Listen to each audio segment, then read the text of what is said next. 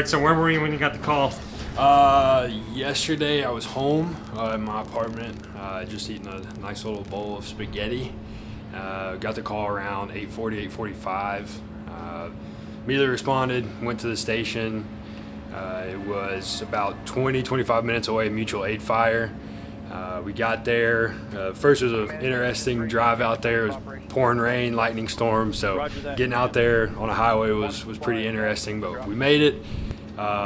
First reports came through structure fire, mainly in the garage and extending into the attic and into the eaves. Fire was blowing about 20 to 30 feet in the air from the center of the roof, which was stemming from that garage up into the attic and then blowing to the center.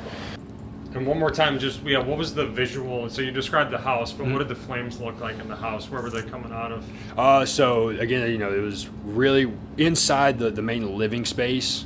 Was primarily in the insulation above that initial first layer of drywall, first ceiling. So we had to pull primarily majority of the ceiling throughout the house, and then it was getting into that attic space. The garage had been involved, but we had gotten a good knock on it, and then they had a leisure room that was cooking pretty good. Once we got the initial on the floor knocked, started pulling that ceiling and getting up into the attic space. So.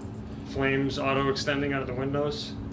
Not that I saw out of windows. A lot of coming out of the eaves, but primarily really blowing out of the center of the roof there. I mean, we had a pretty large hole, I'd say between 10 and 15 feet in diameter.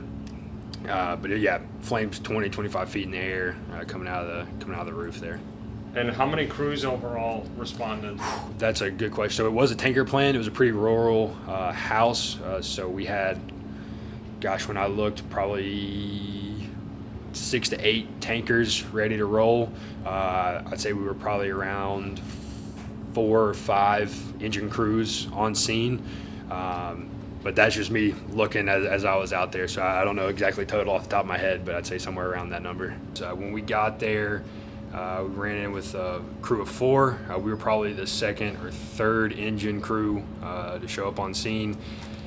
From there, we saw that it had extended quite a bit into the living areas. Crews before us had conducted initial primary search and VEIS in the Charlie Delta corner. No victims were found inside the structure, but the structure was fully involved. From there, dispatch or command ended up calling a ladder in because we wanted to hit it from the top as the roof was catching and extending pretty quick. Roger from that, there, command. we pulled 2.5 had already been extended. Then we pulled an 1 3/4 line onto the Charlie Delta side, which is where the garage was.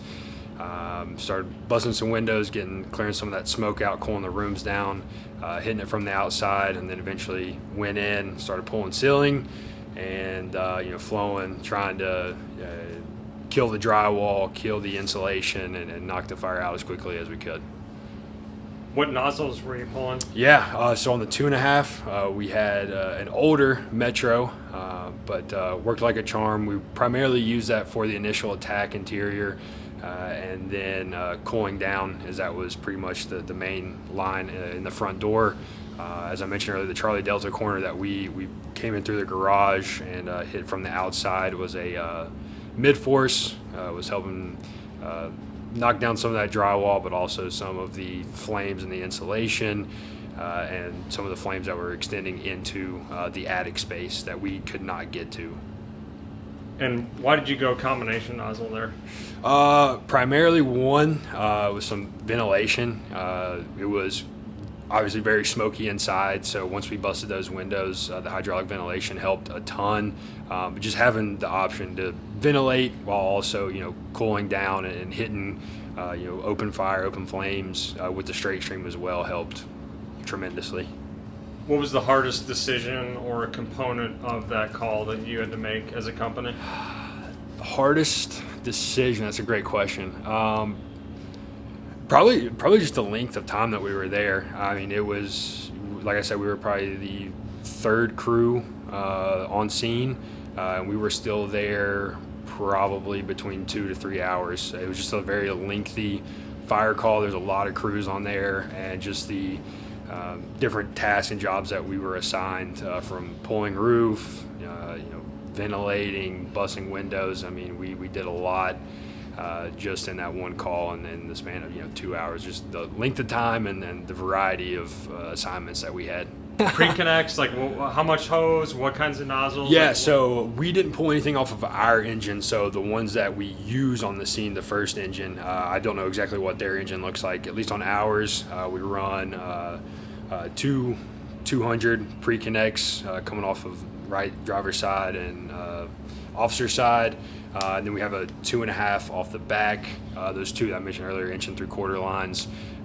BlitzFire on the back. I would say it's probably similar to what the crew or the engine that we use to pull the lines off are probably pretty similar. Maybe have a little lengthier hose, but 2.5 and 1 3/4, and then a ladder, and we were able to strike it and knock it down. Paint the picture of the scene to me when it was fully involved. What did the house look like? What did the flames look like? So there's single structure, single family residence, so ranch style, flat, single story.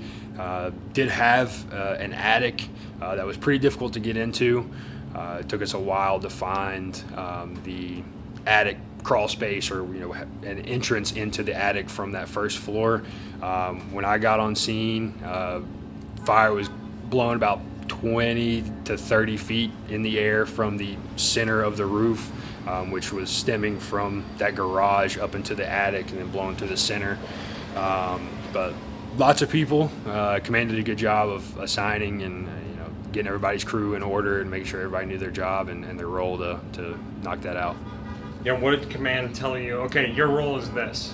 Yeah, I mean, when we got up, nobody would. We had conducted the VES, or a crew had conducted the VES on the Delta side, but that extension was starting to go back into the Charlie Delta corner, so we got assigned there just to start knocking that, breaking the windows, hitting it from the outside, and then going interior eventually and pulling ceiling. Cool. Is there anything I didn't ask you about the call that I should have? No, I mean, that pretty much sums it up. It was a great time. Dream team crew for my volley department. Guys that I trust, and leadership was great. So it was a good time, and glad we were able to knock it down. And were you doing intake to intake pumping, or how were you supplying water? It was drafting. So we had drop tanks, water tanks, and we were pulling from that and then supplying that into the main engine and drafting it into the lines. Using strainers? Yes, yeah. Okay. And how difficult was it to coordinate water supply there when you had the tanker shuttle? Yeah, at first the first alarm, some tankers did get called off because it was just in the garage, and it extended really, really quick, so they called a second tanker plan. I think command may have been a little bit premature on calling off that tanker plan just because it was such a rural location. We didn't have a hydrant to connect to, but once those second due tankers were rolling in, water supply was good, and we didn't really have an issue from there. How far away was the hydrant? Oh my goodness, I could not tell you. I mean, we did not have one within a general radius of us, so it was pretty much we're dumping as soon as we got there.